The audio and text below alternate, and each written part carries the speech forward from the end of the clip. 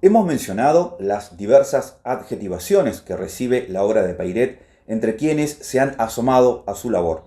Algo similar ocurre con el reclamo reivindicatorio sobre ella, que va desde quienes lo rescatan como precursor del anarquismo en el Río de la Plata o autores marxistas que lo incluyen en esa tradición, exagerando su papel en el Congreso Socialista en 1889, hasta la forma en que lo ensalza Juan Solari, uno de los socialistas de derecha, que junto a Américo Gioldi culminan su apartamiento del viejo tronco del Partido Socialista, apoyando explícitamente a la dictadura cívico-militar de 1976-1983, pasando por la masonería argentina, que lo considera entre sus referentes por su prédica liberal. Lo destaca como un infatigable apóstol del liberalismo y señala como propia su obra, pero no menciona su impugnación a figuras, también masonas, como Sarmiento o Mitre, o el rescate como figura precursora que realizan revisionistas como Héctor Iñigo Carrera, quien define su propia posición historiográfica como nacionalista, cristiana, justicialista, revolucionaria, o Fermín Chávez, para quien Pairet es una de las voces más valiosas ocultadas de nuestro pasado, y en una de sus obras más interesantes le dedica un breve pero potente capítulo reivindicatorio. Y la lista sigue. No es difícil entender que encuentra cada una de estas corrientes a la figura histórica y en su pensamiento, pero basta con leer la obra de Pairet para encontrar conceptos antagónicos a la mayoría de los autores mencionados. Al revisionismo histórico le costaría procesar sus elogios a el grande, el inmortal Rivadavia, o sus durísimas críticas a la Iglesia. La sombra mil veces nociva de Ignacio de Loyola, la corrupción religiosa, que es más temible que la tiranía intolerante, pues la última mata al cuerpo solamente, mientras que la primera mata el alma y la imposibilita para todo esfuerzo generoso. Otras miradas encontrarían inadmisible sus afirmaciones sobre la incapacidad de los habitantes del país para procesar por sí solos, como le reprocha Ugo Biagini, aunque ocurre a veces que se le atribuyen ideas o perspectivas que están muy lejos de lo que expresa Pairet, tanto cuando lo reivindican como al pretender impugnarlo.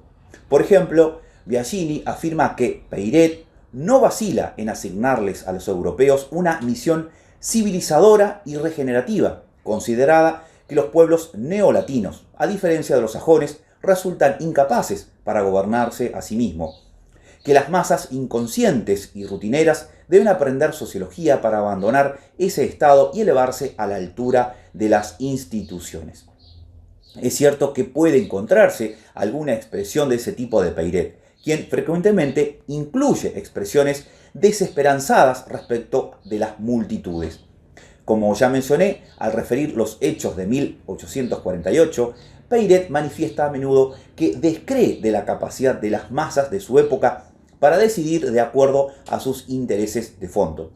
Pero es necesario hacer algunas precisiones, sin para eso dejar de señalar que esas ideas forman parte de las perspectivas conceptuales de buena parte del pensamiento de izquierda, para el cual la mayoría suelen ser ignorantes o inconscientes de sus propias necesidades o intereses, y requieren que sean interpretadas por vanguardias, a veces desde dentro de la clase desposeída, a veces desde afuera de ella.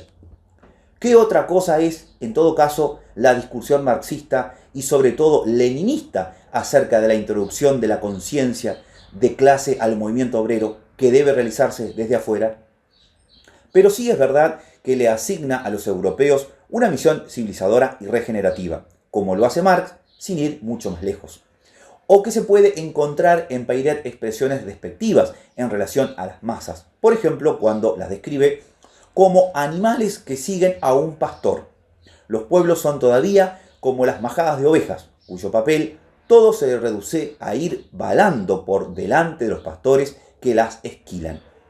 Lo que no es exacto es que circunscriba esa descripción a los pueblos latinos. En el siguiente párrafo, por ejemplo, se refiere a la historia reciente de Europa. Las masas populares son amantes de los tiranos, de los dictadores, de los Césares, de los emperadores, de los Napoleones, porque la dictadura es una cosa más sencilla, mucho más fácil de comprender y de practicar que la libertad. Y más adelante, tanta era la opresión, tantos eran los males, que a veces las masas populares se sublevan más, no teniendo la instrucción necesaria para organizarse y disciplinarse.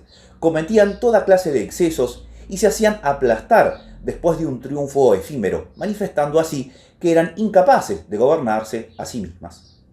En otro texto lo afirma explícitamente respecto de las masas argentinas, cuando habla de poblaciones dotadas con una de las constituciones más liberales del mundo, pero incapaces asimismo, a consecuencia de su ignorancia, de elevarse a la altura de sus instituciones.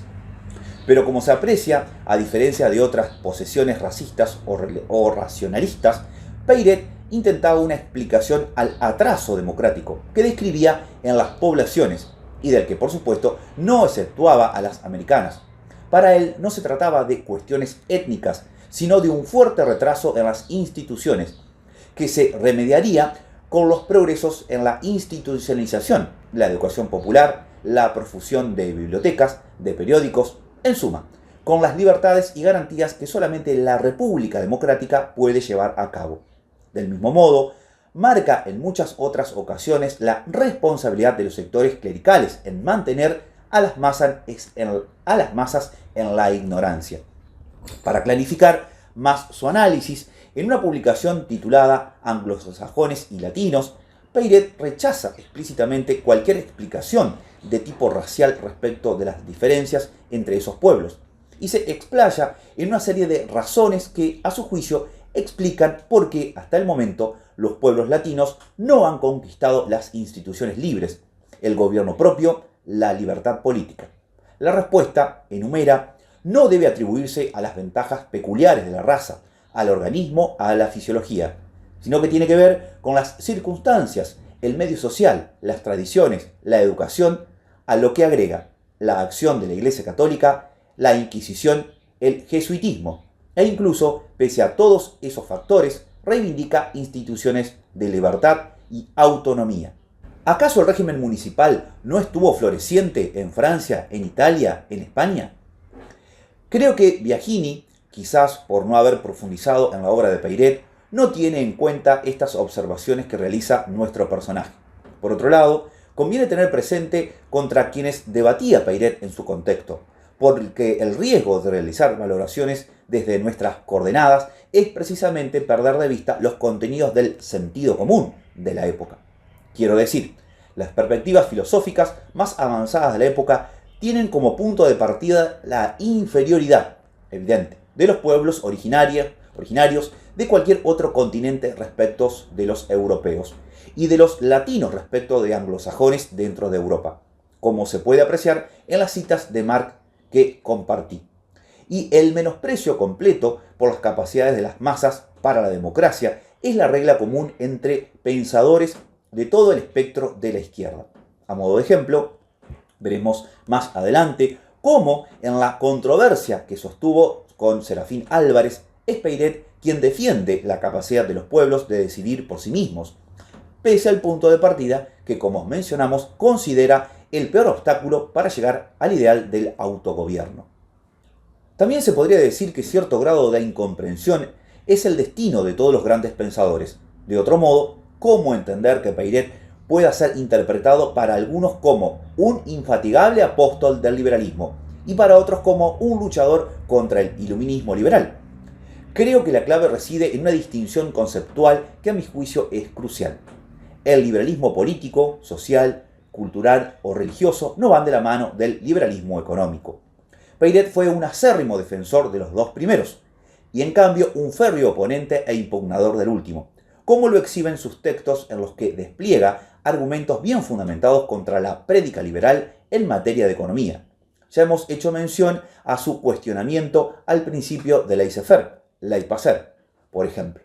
De igual modo, es un enfático defensor del rol del Estado a la economía e incluso, como veremos más adelante, Peiret teorizará sobre el rol del Estado en la transformación gradual de la sociedad, apartándose claramente de Proudhon y de otros autores libertarios en este aspecto y por supuesto de cualquier perspectiva liberal clásica en materia económica. Claro que es difícil aventar el malentendido desde el momento en que nuestro personaje habla a menudo de liberalismo, apoya de manera entusiasta la formación del Club Liberal, redacta y luego dirige El Libre Pensador y es recordado por sus propios discípulos como un maestro de ideas liberales, como lo plasmó para siempre el busto en su homenaje en el Salón de Actos del Colegio del Uruguay. Pero la clave, insisto, para desentrañar este equívoco es la distinción de sentido en que se usa la palabra. En el esclarecimiento del sentido que tiene para Pairet la palabra liberal, radica la posibilidad de comprender su pensamiento filosófico y de dejar de cometer el error de inscribirlo sin más en ese casillero. Se hace necesario entonces introducir una serie de caracterizaciones para alejarnos de la inevitable polisemia, la variedad de sentidos que impera en todo discurso político. El liberalismo, como el socialismo, como el cristianismo, como cualquier otra corriente amplia de pensamiento, contiene en su interior corrientes tan diversas como contrapuestas en algunos aspectos, en la que conviene diferenciar como mínimo entre liberalismo político, liberalismo económico y liberalismo cultural. Para avanzar en la caracterización es entonces relevante consignar qué es liberalismo económico, el neoliberalismo, la economía ortodoxa, la economía neoclásica, o como se prefiera llamar a la perspectiva que impera en la economía contemporánea, aunque cada vez más cuestionada en los debates epistémicos de esa disciplina. El liberalismo económico tradicional hoy se conoce como neoliberalismo, una expresión cuyo criterio diferenciador no es ideológico, sino cronológico. Es la adaptación de aquel a tiempos actuales. A continuación enumero los enunciados que subyacen en los principales postulados que esa corriente sostiene. Se trata de una reconstrucción realizada en base al análisis que realizara Mario Bunge sin pretender que se trate de la única posible y sin la pretensión de saldar con ella las disputas vigentes acerca de cómo caracterizar el neoliberalismo y el propio liberalismo clásico. Siguiendo esa deconstrucción o reconstrucción, los postulados son: A. El único objetivo de la actividad económica es el beneficio privado. B.